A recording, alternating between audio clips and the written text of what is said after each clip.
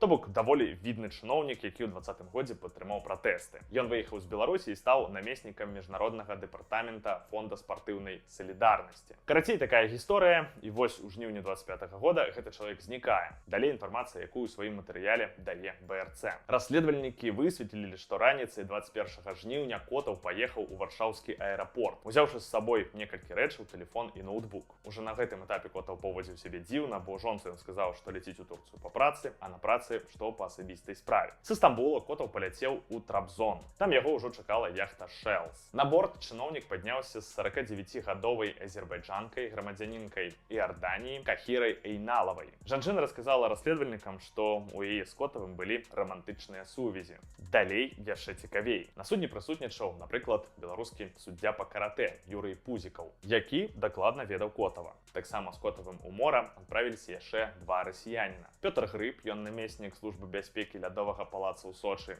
Юрый Галаванаў. БРЦ робіць вынік, што абодва неяк звязаныя з ветэранамі беларускага КДБ. Вось з гэтымі людзьмі Котаў падняўся на борт. Яхта ўзяла курс на Сочы, але адправілася ў Абхазію. Котаў на пачатку выпіваў у яхце, пасля пайшоў спаць у каюту. 22 жніўня яхта падышла да парта Ачанчыра, дзе ёсць база расійскага ФСБ. Госці судна паведамілі, што Котаў збіў іх і выклікалі патрульны карабль. Далей расійскія сілавікі забралі Котава на свой борт. Далейшы яго лёс застаецца невядомым.